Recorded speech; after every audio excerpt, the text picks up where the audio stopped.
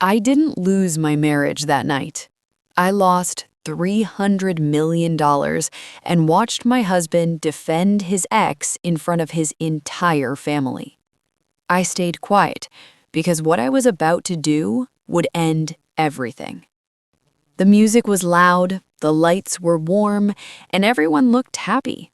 It was my party, the kind of celebration people planned months in advance. Elegant decor, perfect food, familiar faces filling the room with laughter. I stood near the center, greeting guests, smiling the way a host is supposed to smile.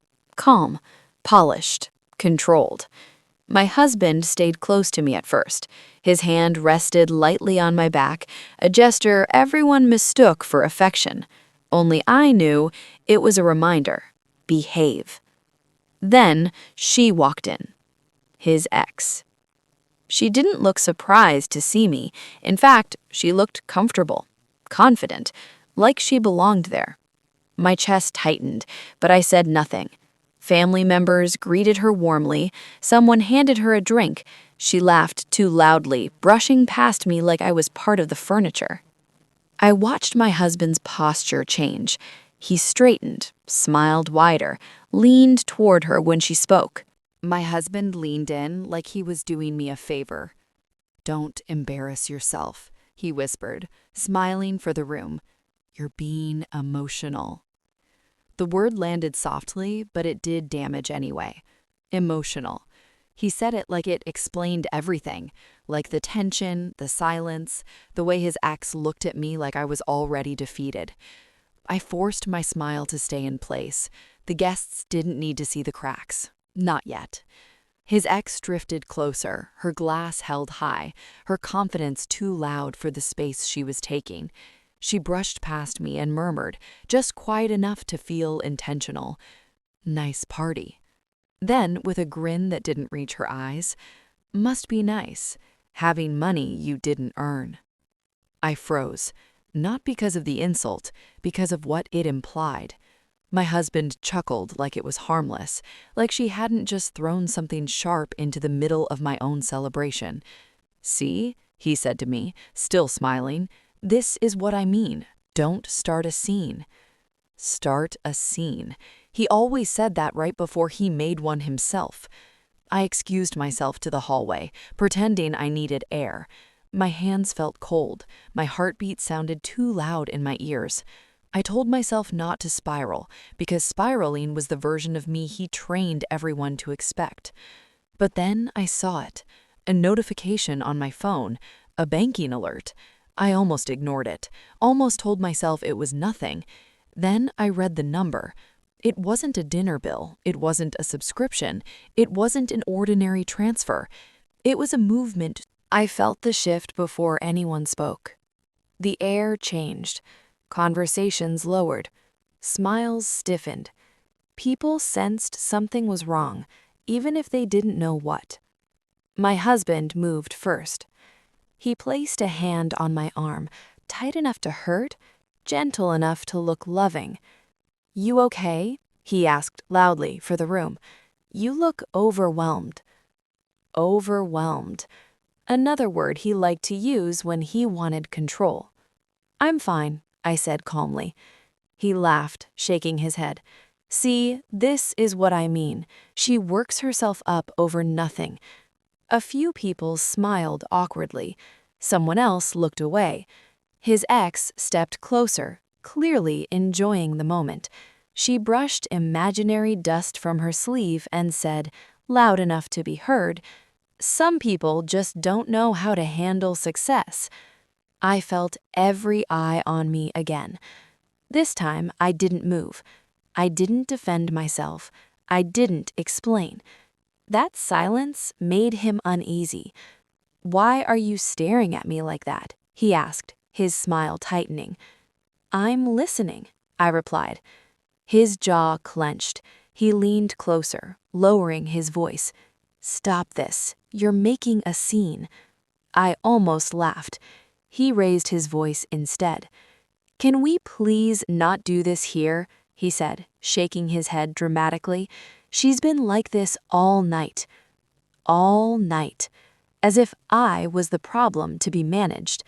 Someone from the family cleared their throat. Another guest shifted uncomfortably.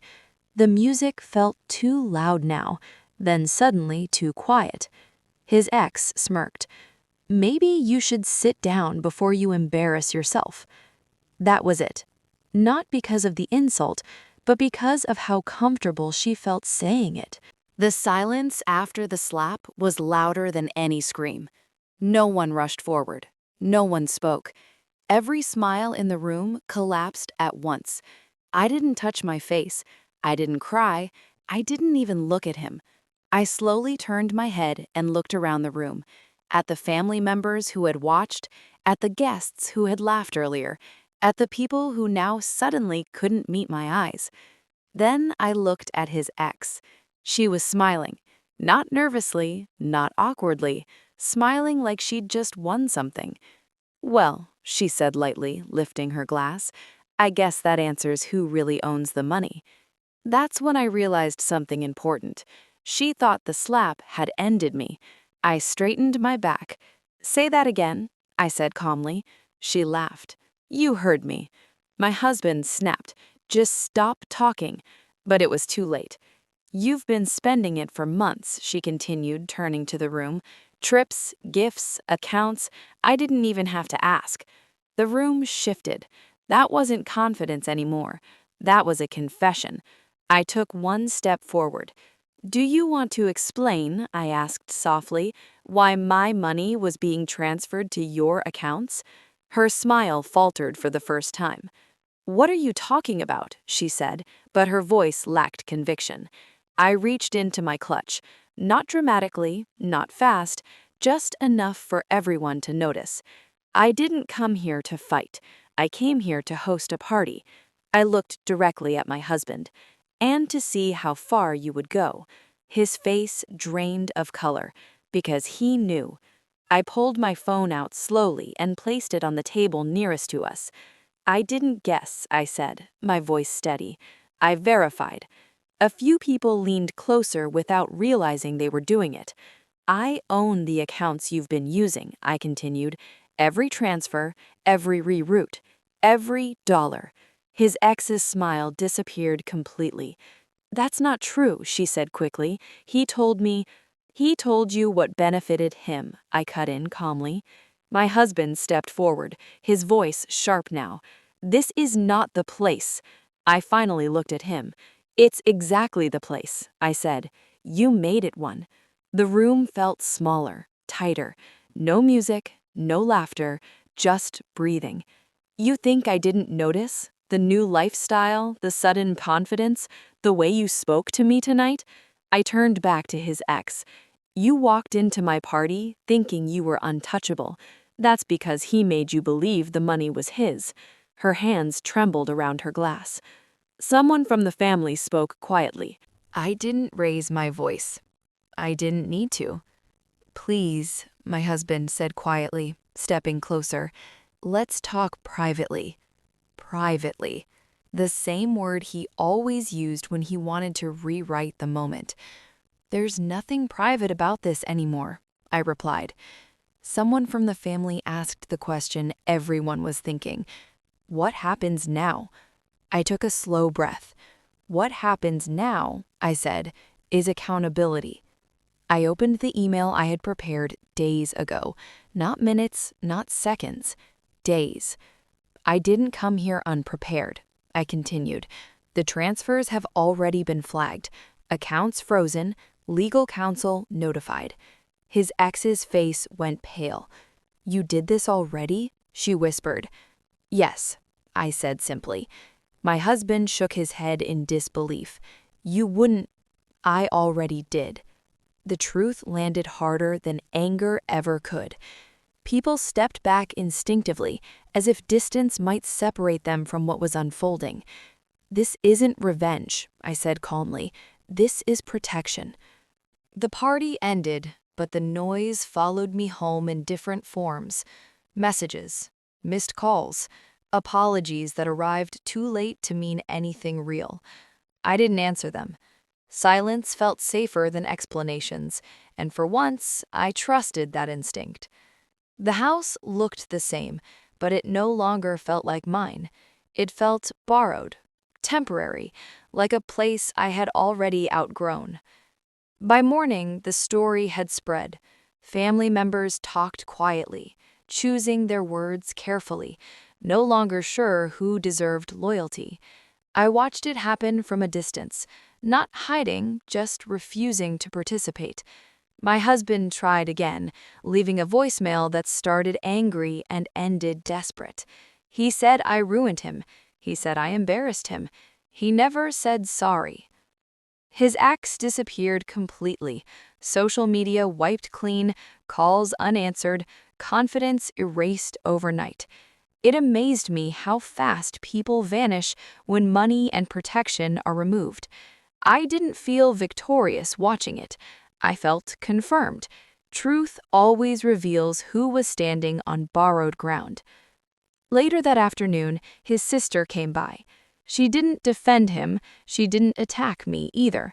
She just looked tired. She told me the family was shocked, that they never imagined things were that bad. I listened without correcting her. People only understand what they're ready to accept. She asked what I would do next. I said I would finish what I started. Legal steps moved quickly after that. Accounts locked, records examined, conversations documented. Each confirmation felt less dramatic than people expect. Accountability is quiet. It doesn't shout. It doesn't rush. It just keeps going until there's nowhere left to hide. That evening, I stood alone on the balcony and realized something important. I wasn't angry anymore. Anger requires energy. I felt resolved. Resolution is lighter. It doesn't need witnesses. It doesn't need validation.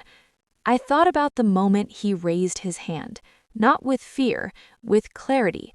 That was the exact. The morning felt different, not because the world had changed, but because I had. Sunlight entered the room without resistance, touching the floor softly, like it wasn't afraid of disturbing anything. For the first time in a long while, I didn't wake up bracing myself for conflict. There were no arguments waiting, no explanations rehearsed in my head, no flair of saying the wrong thing, just stillness. I made coffee slowly and stood by the window, watching the city move on without me. Cars passed, people hurried, life continued exactly as it always had. And that was comforting. It reminded me that endings are not earthquakes. They are quiet decisions repeated until they become permanent. The messages stopped arriving after a few days. His name faded from my screen, then from my thoughts. I didn't block him out of anger. I let him disappear because nothing was left to say. Silence, once terrifying, became generous. It gave me space to hear myself again. Family members reached out cautiously. Some apologized, some avoided details, some said nothing at all. I accepted each response without correcting it. Closure does not require agreement, it only requires honesty, and I had already given that to myself. The legal process continued in the background, methodical and unemotional. Numbers were restored, accounts secured, damage assessed. I learned that justice is not dramatic. It doesn't raise its voice. It just corrects what was wrong and keeps moving forward. Watching that happen felt grounding, like watching a broken bone finally heal. One afternoon, I packed the last of my things.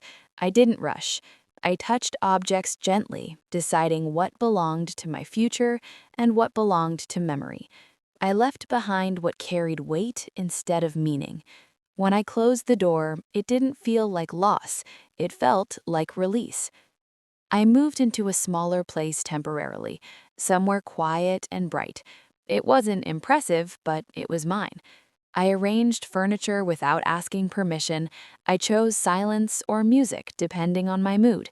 Each small choice. The morning felt different. Not because the world had changed, but because I had.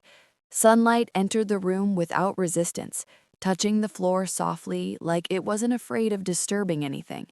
For the first time in a long while, I didn't wake up bracing myself for conflict. There were no arguments waiting, no explanations rehearsed in my head, no fear of saying the wrong thing. Just stillness. I made coffee slowly and stood by the window, watching the city move on without me. Cars passed, people hurried, life continued exactly as it always had, and that was comforting. It reminded me that endings are not earthquakes, they are quiet decisions repeated until they become permanent. The messages stopped arriving after a few days. His name faded from my screen, then from my thoughts. I didn't block him out of anger. I let him disappear because nothing was left to say. Silence, once terrifying, became generous. It gave me space to hear myself again. Family members reached out cautiously. Some apologized, some avoided details, some said nothing at all. I accepted each response without correcting it. Closure does not require agreement, it only requires honesty, and I had already given that to myself. The legal process continued in the background, methodical and unemotional. Numbers were restored, accounts secured, damage assessed. I learned that justice is not dramatic. It doesn't raise its voice. It just corrects what was wrong and keeps moving forward. Watching that happen felt grounding, like watching a broken bone finally heal. One afternoon, I packed the last of my things. I didn't rush, I touched objects gently, deciding what belonged to my future and what belonged to memory. I left behind what carried weight instead of meaning. When I closed the door, it didn't feel like loss, it felt like release. I moved into a smaller place temporarily, somewhere quiet and bright.